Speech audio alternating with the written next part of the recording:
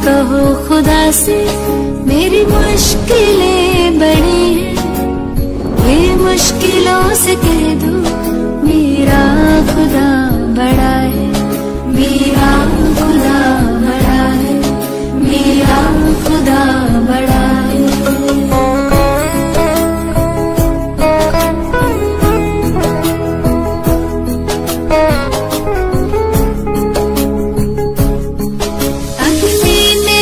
के सोना है और भी निखरता, अग्नि में तप के सोना है और भी निखरता, दुर्गम को पार करके हिमालय कोई चढ़ाए, लाएगी रंग मेहनत आखिर तुम्हारी एक दिन, लाएगी रंग मेहनत आखिर तुम्हारी एक दिन, होगा विशाल तिरुवन वो बीज जो पड़ा है। ये मत कहो खुदा से मेरी मुश्किलें बड़ी हैं, ये मुश्किलों से कह दो मेरा खुदा बड़ा है, मेरा खुदा बड़ा है, मेरा खुदा बड़ा है।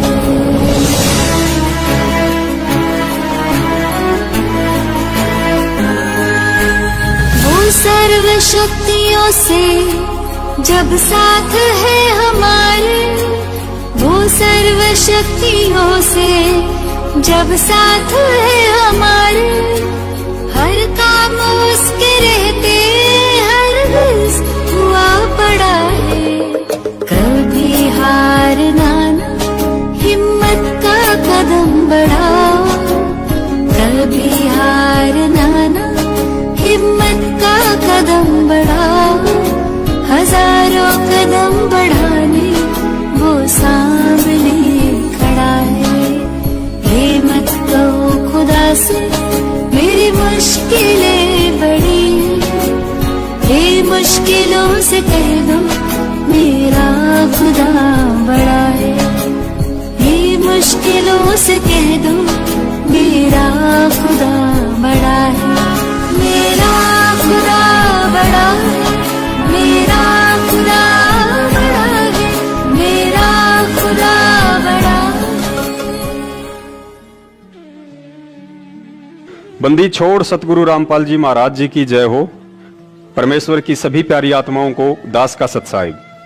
पुण्यात्माओं, पूर्ण परमेश्वर कबीर साहिब जी ने एक बार पुनः कलयुग की इस बिचली पीढ़ी में सतगुरु रूप धारण करके हमें जिस अनमोल सत भक्ति और तत्व ज्ञान से परिचित करवाया है, निसंदेह इस घोर कलयुग में हम सब पर उनकी तरफ से यह असीम अनुकंपा का प्रतीक है, और इस अनुकंपा के लिए हम उस समर्थ परमात्मा का जितना गुणगान करें उतना ही कम होगा।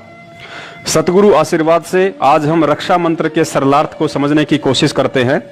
हालांकि दास ना ही तो इस लायक है और ना ही अधिकारी है कि आदरणीय गरीबदास जी महाराज द्वारा रचित किसी भी वाणी या शब्द का सरलार्थ कर सके, लेकिन परम पूज्य सतगुरु रामपाल जी महाराज द्वारा अनुवादित रक्षा मंत्र को उन्हीं के आशीर्वाद से और अधिक सरल तरीके से समझने और समझाने का तुच्छ प्रयास करने जा रहा हूं, जो कि सतगुरु देव जी द्वारा प्रत्येक भगत को साध संगति के अंतर्गत प्रदान किया गया एक अधिकार है।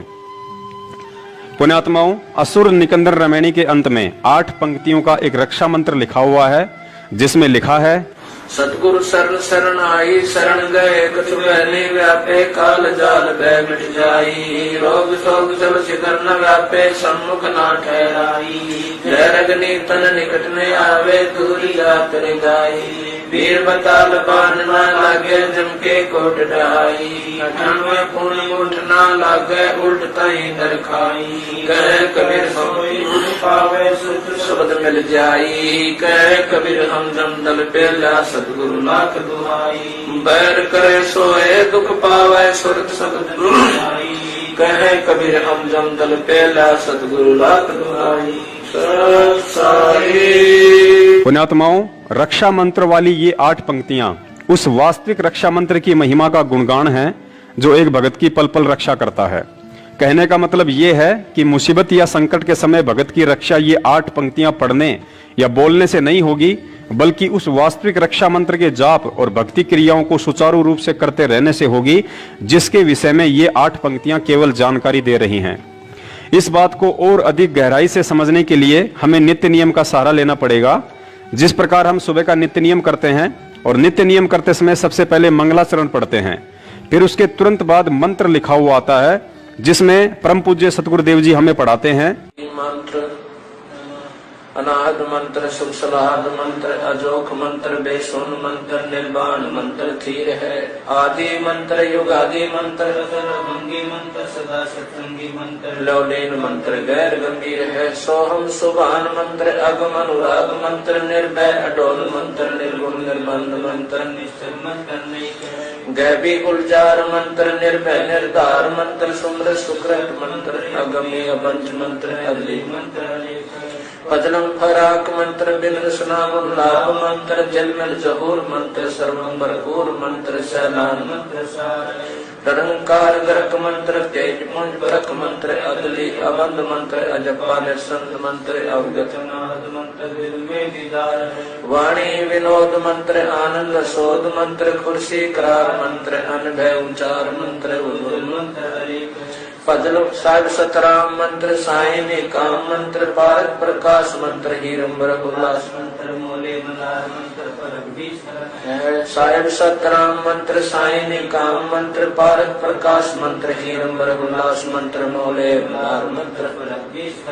पुण्यात्माओं, अब कोई अनजान व्यक्ति नित्य नियम को पढ़कर कहे कि ये इतने सारे मंत्र वही हैं जो संत रामपाल जी महाराज अपने भक्तों को जाप करने के लिए देते हैं, लेकिन वास्तविकता तो आप और हम ही जान सकते हैं कि ये वो अनमोल मंत्र नहीं हैं जो पूज्य गुरुदेव हमें प्रदान करते हैं, बल्कि यहाँ नित्य नियम वाले ये मंत्र तो उन वास्तविक सत भक्ति मंत्रों की महिमा और महत्वता का कलम तोड़ बखान कर रहे हैं जो हमें गुरुजी नाम दीक्षा के समय देते हैं।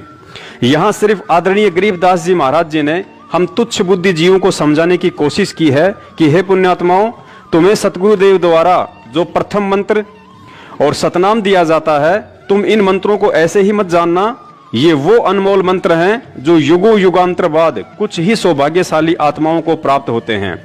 और फिर हमें ये विश्वास दिलाने के लिए कि यह सप्त गायत्री मंत्र और सतनाम कितना अनमोल है, कुछ इस तरह बताया।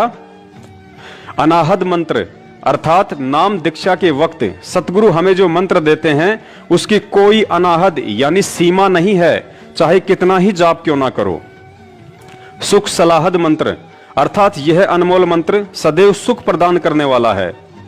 अजोख मंत्र अर्थात यह अनमोल मंत्र इस सृष्टि में अद्वितीय है, इसके समान दूसरा अन्य कोई मंत्र नहीं है जो शरीर कमलों में विराजमान पांचों प्रधान देवताओं ब्रह्मा विष्णु महेश गणेश और दुर्गा जी का ऋण उतारने में सक्षम हो। बेसुन मंत्र अर्थात जिस मंत्र को आपने आज से पहले कभी किसी से नहीं सुना हो, यह बिल्कुल नूतन यानी नया मंत्र है। इसे केवल स्वयं परमेश्वर कबीर साहिब ही सतगुरु रूप में आकर विशेष आत्माओं को सुनाते हैं, इसलिए इसे बेसुन मंत्र भी कहा जाता है।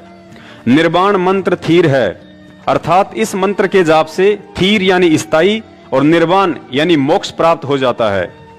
आदि मंत्र युगादि मंत्र, इस मंत्र को आदि मंत्र इसलिए कहा जाता है क्योंकि यह मंत्र सृष्टि की आदि यानी शुरुआत से ही प्रचलित है।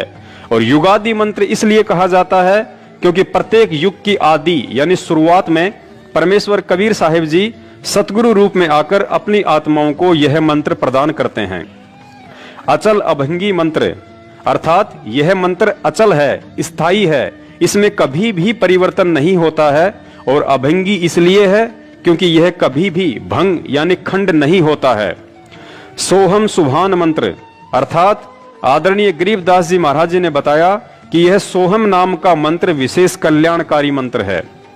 अगम अनुराग मंत्र अर्थात इस कल्याणकारी सोहम से आगे का जो सारनाम है वह अगम अनुरागी यानी अक्षर पुरुष से आगे पूर्ण परमात्मा में विशेष प्यार जगाने वाला मंत्र है।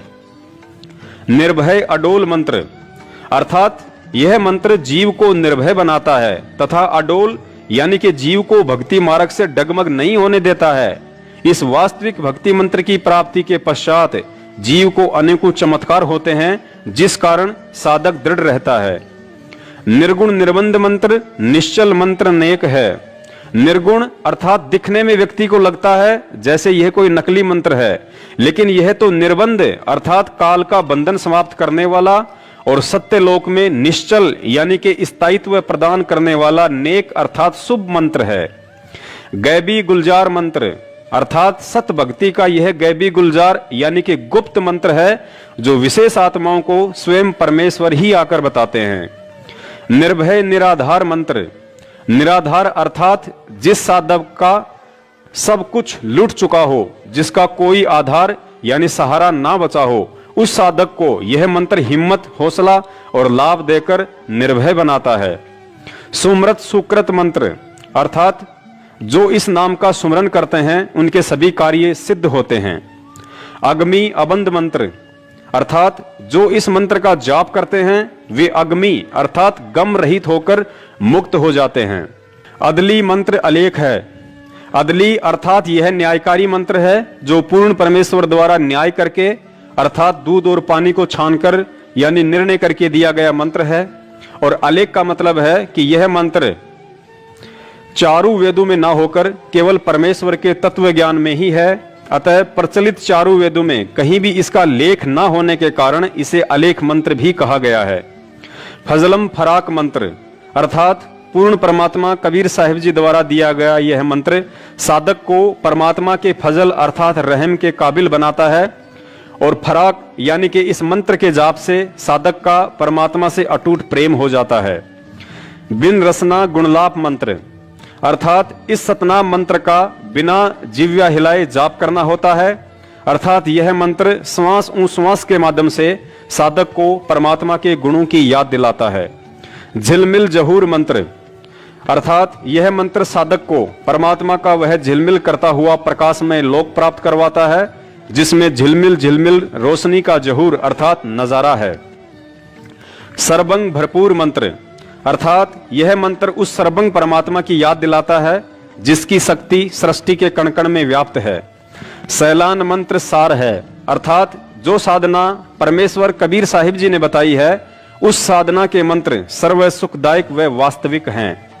ररंकार गरक मंत्र अर्थात कबीर परमेश्वर जी के भक्ति मंत्रों का जाप ररंकार गरक भाव यानी कि विशेष कसक के साथ जाप करने से विशेष लाभ होता है और मंत्र सिद्धि शीघ्र प्राप्त होती है।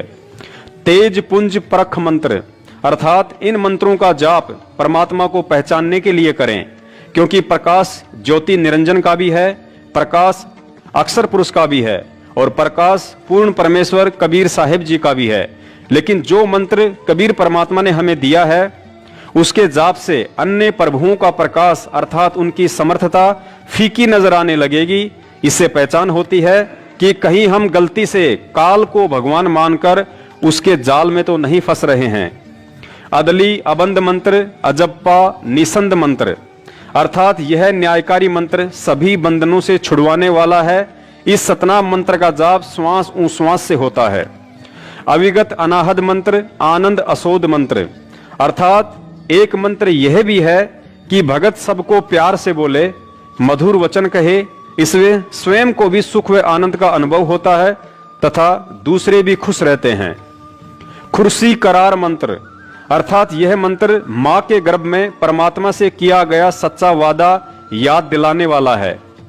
अनभय उच्चार मंत्र अर्थात कबीर परमेश्वर जी ने जो प्रथम मंत्र सतनाम व सारनाम दिया है उसका निर्भय होकर जाप करो, यह कोई धोखे वाला मंत्र नहीं है।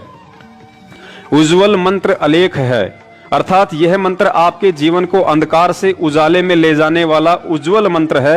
यह अनमोल मंत्र सूक्ष्म वेद अर्थात सचिदा घन ब्रह्म की वाणी के अतिरिक्त विश्व के प्रचलित अन्य ग्रंथों में लिपिबद्ध न होने के कारण अलेख है।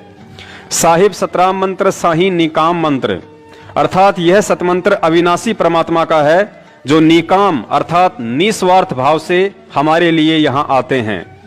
पारक प्रकाश मंत्र अर्थात पारखी संत ही परमात्मा के प्रकाश को पहचानते हैं। हीरंबर हुलास मंत्र अर्थात परमात्मा हीरे की तरह स्वयं प्रकाशित है। यह हुल्लास अर्थात बड़ी खुशी की बात है। मोले मलार मंत्र पलक बीच खलक है अर्थात उस परमात्मा की भक्ति से जैसे सावन के महीने में विशेष प्रक्रिया खुशी की होती है और मलार गान गाते हैं, तथा उस परमात्मा ने सर्व संसार को पलक झपकने जितने समय में उत्पन्न किया, फिर विधान बनाकर छोड़ दिया। कर्मानुसार नर मादा से उत्पत्ति होती है और निर्धारित समय पर मृत्यु हो जाती है। इसलिए जन्म मरण तथा बुढ़ापे के कष्ट से मुक्ति के लिए उस परमात्मा के मंत्रों का जाप करना चाहिए।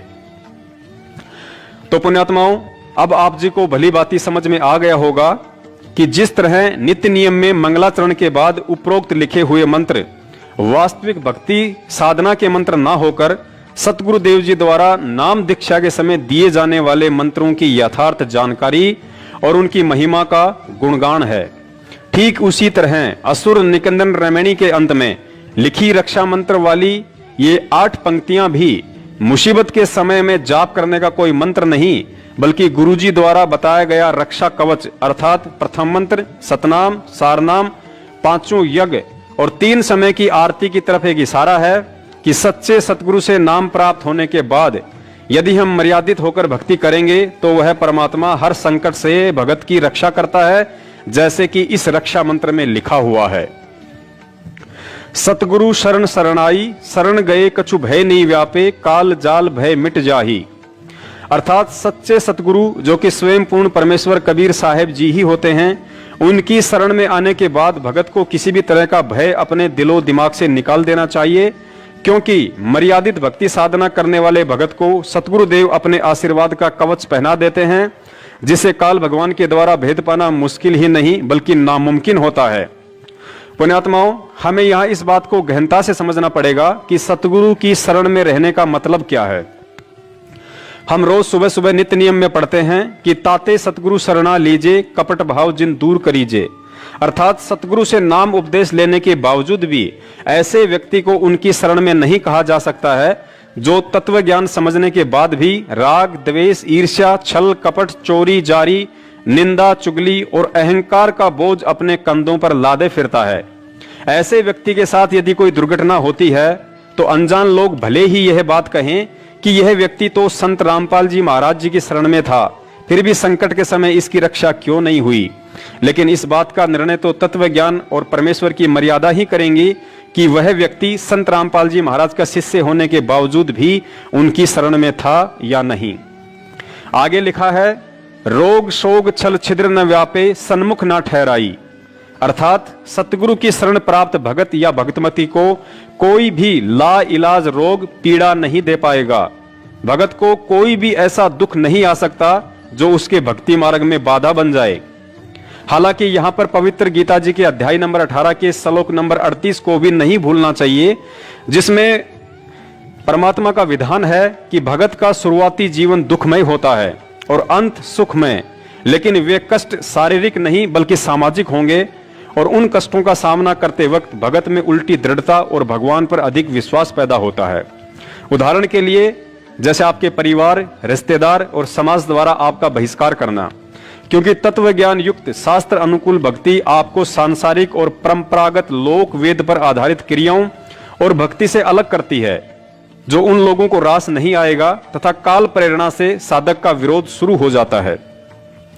लेकिन उस समय हमें सतगुरु देव जी के उन वचनों को याद रखना चाहिए जो वचन उन्होंने मुसलमान धर्म के पैगंबर हजरत मोहम्मद साहब को कहे थे कि हे मोहम्मद, मैंने आपको जो भक्ति साधना बताई है वो समाज में प्रचलित लोक वेद वाली साधना से विपरीत है, जिसके चलते लोग आपका विरोध करेंगे, लेकिन आप हिम्मत न हारना और जिहाद से उनका सामना करना।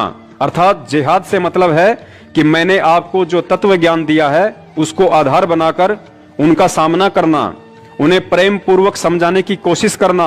भले आप पर कितने ही कष्ट क्यों ना आए, आप दृढ़ रहना और मुझे अपने पास ही समझना।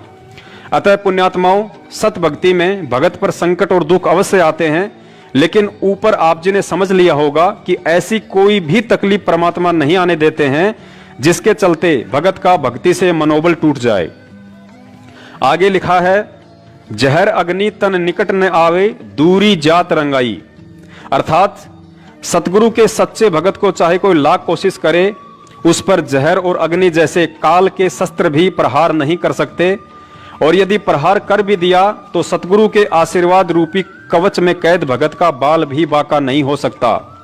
उदाहरण के तौर पर त्रेता युग में भगत प्रहलाद जी अपने इष्ट भगवान विष्णु जी की भक्ति पर दृढ़ थे, जिस कारण उन्हें होलिका द्वारा अग्नि में जलाने की कोशिश भी की, लेकिन अग्नि उनके तन को छू भी नहीं पाई।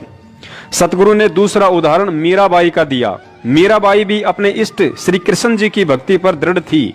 इस बात से रुष्ट होकर जब उसके देवर ने हाथ में तलवार लेकर मीराबाई को जहर पीने के लिए बाध्य किया तो मीराबाई अपने प्रभु का नाम लेकर विष का प्याला पी गई और बाल भी बाका नहीं हुआ। पुण्यात्माओं, यहाँ एक बात हम भक्तों के लिए विशेष ध्यान देने योग्य है। जिस समय प्रहलाद भगत की अग्नि से और मीराबाई की जहर पीने से रक्षा हुई, उस समय वे दोनों आत्माएं ना ही तो किसी सतगुरु की शरण में थी और ना ही परमात्मा से सतनाम प्राप्त था, लेकिन इसके बावजूद भी उनके प्रारब्ध के भक्ति कर्म आधार पर और अपने इष्ट देव पर अटूट विश्वास के चलते पूर्ण परमेश्वर कबीर साहिब जी ने उन आत्माओं की रक्षा की, ना कि भगवान विष्णु या श्री कृष्ण जी ने की थी। फिर आप और हम तो सीधे तौर पर आज पूर्ण परमेश्वर की शरण में हैं। ये बात अलग है कि आज वह परमात्मा सतगुरु रामपाल जी महाराज जी के रूप में हमारे साथ है और उनका वास्तविक सतनाम भी हमें प्राप्त है। ऐसे में यदि हम उनकी शरण में हैं, अर्थात उनके द्वारा बख्शीश सत भक्ति को मर्यादा में रहकर कर रहे हैं, तो निश्चित तौर पर जहर और अग्नि जैसे काल के शस्त्र भी भगत को हानि नहीं पहुंचा सकते। और इसी विश्वास के आधार पर दास ने 16 मार्च 2020 को कोरोना वायरस को लेकर जो वीडियो बनाया था और मोदी जी से अपील की थी कि अगर मुझे 1000 कोरोना वायरस से संक्रमित लोगों के बीच भी रखा जाए तो वह परमात्मा कोरोना से मुझे किसी भी तरह की हानि नहीं होने देगा, क्योंकि कोरोना संक्रमण एक रोग है जिसके विषय में रक्षा मंत्र में स्पष्ट लिखा गया है कि रोग शोग छल छिद्र न व्यापे सन्मुख न ठहराई। रक्षा मंत्र में आगे लिखा है, वीर बेताल बाण ना लागे यम के कोट डहाई, 98 पुण्य मूठ ना लागे उल्ट ताही दरखाई। अर्थात गुरुजी ने बताया कि सत भक्ति करने वाले भक्तों के ऊपर वीर और बेताल नाम के इन दो काल एजेंट का भी किसी तरह का दाव नहीं लग सकता, जो कि सूक्ष्म रूप में काल प्रेरणा से भक्तिहीन प्राणियों को कष्ट देते हैं। इसके अलावा गुरुजी ने बताया कि 98 प्रकार के जंत्र मंत्र होते हैं जिनके द्वारा भक्तिहीन प्राणियों को दुखी किया जाता है। अगर मेरे भगत के ऊपर उन जंत्र मंत्रों का प्रयोग भी किया गया तो वह दाव उल्टा उसी व्यक्ति को दुखदाई होगा और भगत की रक्षा होगी। आगे लिखा है, बैर करे सो ही दुख पावे सुरती शब्द मिल जाही, कहें कबीर हम जमदम पेल्या सतगुरु लाख दुहाई। अंत में सतगुरुदेव जी ने बताया, यदि मेरे भगत से कोई राग द्वेष या ईर्ष्या भाव रखेगा तो वह स्वयं ही दुखी रहेगा और मेरे भगत की भक्ति बढ़ेगी। शब्द में सुरती अर्थात नाम मंत्र में भगत का और अधिक विश्वास बढ़ेगा। कबीर साहिब जी कहते हैं कि मेरे नाम के आगे यमदूतों के दल डर कर भाग खड़े होते हैं। इस बात को मैं सतगुरु की दुहाई देकर कहता हूं। और पुण्यात्माओं, इसके अलावा वैसे भी सतगुरुदेव जी ने हमें समझाया कि मुसीबत के समय आपने यदि प्रथम मंत्र मिला हुआ है तो उसका जाप, सतनाम मिला हुआ है तो सतनाम का, और सारनाम मिला हुआ है तो उसी का जाप करना है, ना कि अन्य कोई तरीका अपनाना है। अतः स्पष्ट है कि असुर निकंदन रमेणी वाला रक्षा मंत्र किसी मुसीबत के समय जाप करने का नहीं है और ना ही वास्तविक मंत्रों को छोड़कर उसे पढ़ने से भगत की रक्षा हो पाएगी।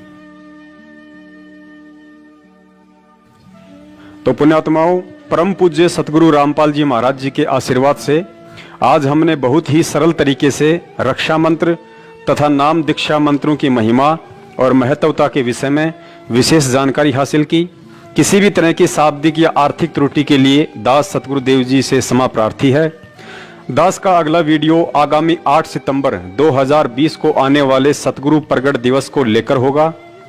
पुण्यात्माओं, दास अपने सतगुरुदेव जी के अलावा इस सृष्टि में अन्य किसी भी शक्ति या व्यक्ति से नहीं डरता है, क्योंकि मेरे ऊपर उनके आशीर्वाद और तत्व ज्ञान की विशेष दया है।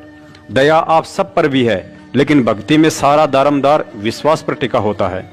इसलिए दास ना ही तो किसी सतलोक आश्रम मैनेजमेंट के उन व्यक्तियों से भय मानता है जो 5 साल से संगत से गुरुजी के आदेश की आड़ में उल्टे राजनीति जैसे कर्म करवा रहे हैं, और ना ही गुरुजी के भाई बंधु और रिश्तेदारों से जिन्होंने पिछले 5 साल से मुझ दास को जान से मरवाने के लिए 3 बार हथियारों के साथ कातिलाना हमला भी करवाया। लेकिन दास को ना ही तो मौत का भय है और ना ही जीने की खुशी, और यही वजह है कि सतगुरु को अपना शीश सौंप देने के कारण ही वे पल पल दास के साथ साईं की तरह रहते हैं।